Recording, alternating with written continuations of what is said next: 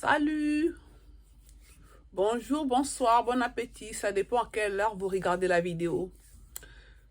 Oui, je viens parler d'un meurtre. Là, il s'agissait d'un certain Diego, un criminel de haut niveau,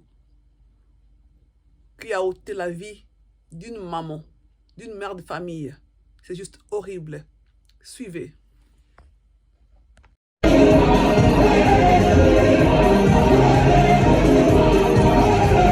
C'est une affaire digne d'un thriller qui émeut tout le pays. Yvonne Ifete Biaoumba, la quarantaine, mariée et mère de 3 enfants, a été kidnappée puis tuée par son propre chauffeur qu'elle hébergeait depuis 5 ans. Alertée de la disparition de sa fille, la famille du désormais défunte Yvonne Ifete avait saisi la police par une plainte. Le commissaire provincial, le général Silvano Kasongo, a alors diligenté une enquête qui a conduit à l'arrestation du chauffeur Diego Nzita et de son complice Thierry Kangunga. Ils sont passés aux aveux.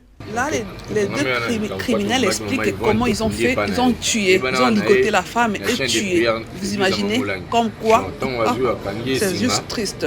Là, ils expliquent comment ils ont tué la dame.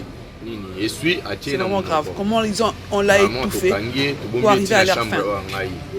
On l'a étouffé, on a mis la serviette dans la bouche pour l'étouffer et attendu le lendemain pour l'enterrer dans sa propre parcelle. Poursuivant l'affaire, le commandant de la ville, Silvano Kasongo, a dépêché la police criminelle requise par le parquet sur les lieux où le corps de la victime a été mis en terre. Sur l'avenue Libération, au quartier Kingu, dans la commune de Selembao, l'émotion était vive.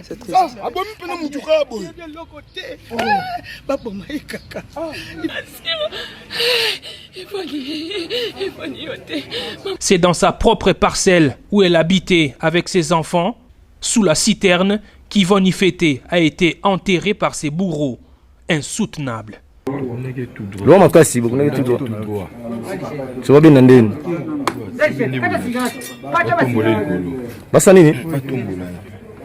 Selon toujours les aveux de Diego l'assassin, l'idée d'éliminer Yvonne lui est venue quand celle-ci, revenant d'un voyage à Dubaï, a constaté la perte de ses documents parcellaires volés par son chauffeur et ses complices. Menaçant de les faire arrêter, ils ont entrepris de la tuer. Alors qu'ils voulaient vendre la parcelle, les courtiers immobiliers ont exigé une procuration. C'est ainsi que les chauffeurs et sa bande ont utilisé une prostituée pour contacter M. Kambale, époux d'Yvonne, vivant à l'étranger, pour obtenir la procuration afin de vendre la parcelle sous prétexte que sa femme était sérieusement malade, nécessitant de grands moyens pour la soigner. Avec l'aide des secouristes de la Croix-Rouge, la dépouille d'Yvonne Ifete a été conduite à la morgue.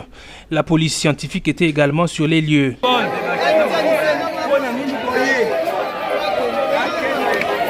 À en croire les habitants du quartier, les chauffeurs à la... Voilà, en écoutant l'histoire, en regardant le reportage, qu'est-ce que vous avez analysé? Qu'est-ce que vous avez compris au juste? En fait, moi, ce que je comprends, il s'agit là d'un monsieur, en fait, d'un monsieur paresseux, qui pour lui, gagner sa vie, c'est de prendre ce qui appartient aux autres. Un monsieur paresseux, pour lui, pour gagner sa vie, il faut prendre ce qui appartient aux autres. Un jaloux, un paresseux, un médiocre, excusez-moi de dire des choses comme ça, parce que ça m'énerve. Ça m'énerve de vouloir prendre ce qui n'est pas de toi et oser ôter la vie d'une mère de famille, une maman de 3 enfants, vous vous rendez compte? C'est vraiment triste, vraiment, comme quoi dans la vie, il y a beaucoup de gens dérangés.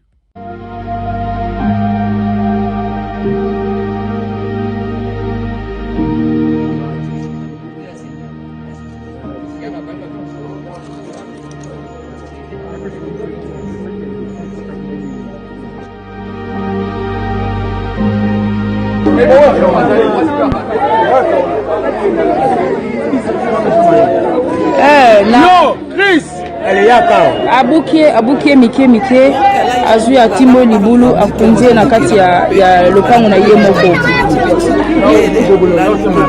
azwi akundie na kati ya ndako donc akundie donc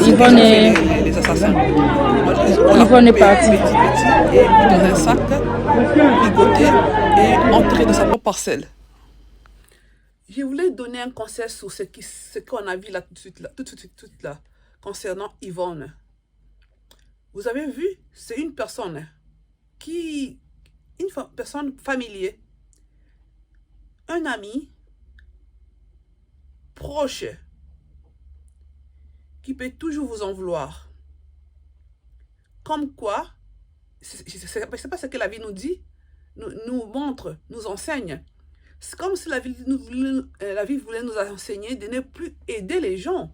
Mais une chose impossible à le faire, parce que si il s'agit de ne plus aider les gens, vous imaginez comment serait la vie si on n'aidait plus personne.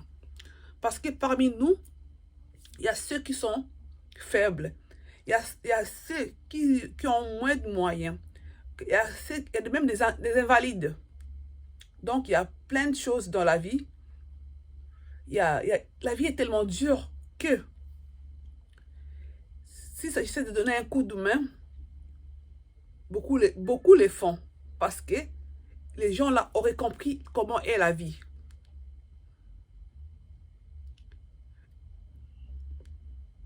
Et il ne faut jamais oublier, même si vous aidez les gens, même si vous habitez avec les gens que vous connaissez très bien, il faut toujours se méfier. Excusez-moi, je vais répondre au téléphone. Son fils, voici son fils, l'aîné de la famille. Ah, pauvre enfant. Oh, mon fils, c'est triste. Hein? C'est juste triste, mon fils. Oh, Yvonne. Eh, maman, zonga banana yo, maman. Eh, nzamena mikamo. Oh, mon Dieu. Oh, mon Dieu, tout puissant. Voilà, je suis là. Donc, il faut toujours se méfier. On doit toujours se méfier des gens. On ne connaît pas vraiment les gens. On ne connaît pas vraiment les gens. Partout où nous sommes, même dans ta famille, il y a des gens mauvais. Il y a des jalousies. Il y a des gens qui nous en veulent parce que nous travaillons dur. Nous réveillons le matin. Et nous allons chercher notre gagne-pain. D'autres, juste pour ça, ils sont jaloux.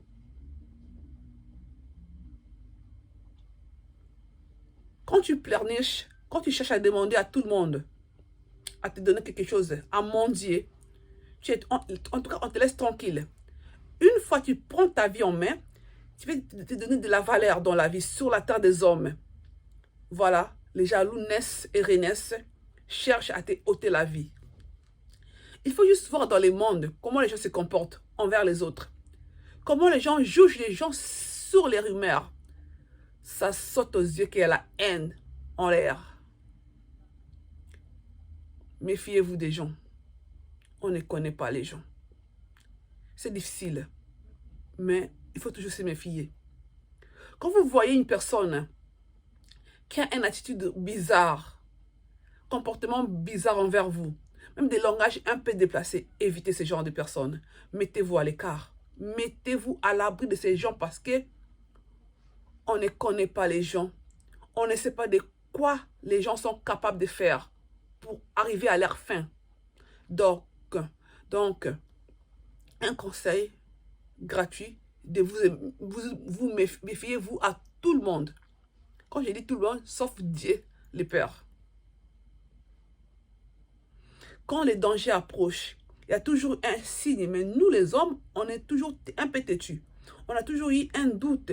Parce que c'est normal, parce qu'on se dit, ah, oh, mais comment je peux penser que l'autre peut me faire du mal, peut arriver à faire ce genre de choses. Ah, non, non, non, non. Ce sont mes idées. On pense toujours comme ça. Mais malheureusement, c'est la réalité et c'est la stricte réalité. Et triste réalité. Voilà ce que je voulais dire. C'est triste la vie. Yvonne. Adieu Yvonne. Maman des enfants. une maman qui a laissé ses enfants. Vous vous rendez compte, dans l'histoire, on nous dit aussi qu'Yvonne avait sa maman qui a disparu, qui est morte. Elle avait aussi une sœur qui a disparu, qu'on n'a jamais retrouvée. Et sa maman aussi, qui est morte bizarrement.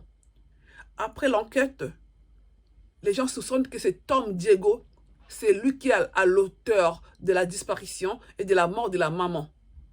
Comme quoi, il fallait éliminer les gens proches pour arriver à sa fin. Voilà. C'est triste.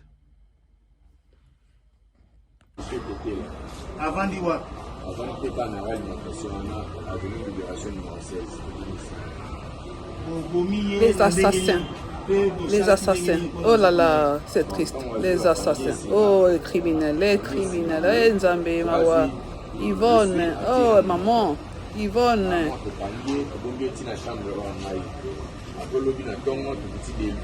Quand vous êtes là-bas dans la classe, au petit débo, vous sommes mis à chasser dans la sac, après bailler bâti molli de misicor, et que nous avons un patin de pain. Bon, il y a qui n'a maman Yvonne Wapi. Les bananes, les chaînes de prière, l'église à maman là. Bon, Vandina, maman Yvonne Nicoloboni. Vous voyez, 5 ans. Vous vendez qui n'a pas de Là, pour nani, Bobomi et pour nani. vous n'avez pas un petit mot. Bobomi et pour nani, Bobo Zouanini.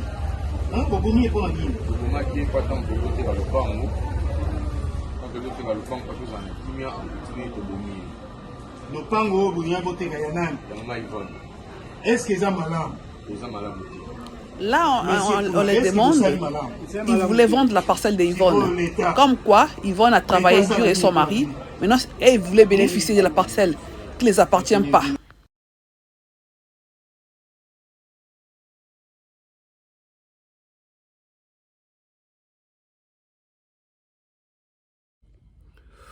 Donc, pour arriver à sa fin, il a d'abord ôté la vie de sa maman et a fait disparaître sa sœur mystérieusement.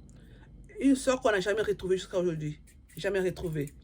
Elle est restée seule et on l'a éliminée. Et la pauvre femme, elle a laissé ses 3 enfants. Comme quoi, on a quitté le monde pour aller à l'église.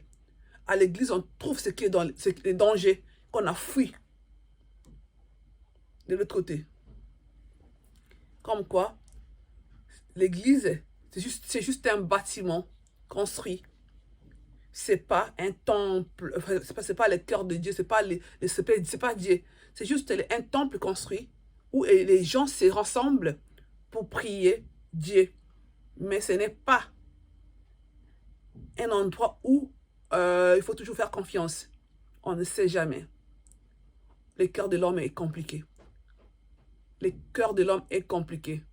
Motema mabe andoki. Motema mabe, le mauvais cœur. En tout cas, soyez prudents. C'est grave. L'air est très grave. Les méchants sont réveillés pour chercher à éliminer, à faire du mal aux innocents. Soyez prudents. Au revoir. Merci.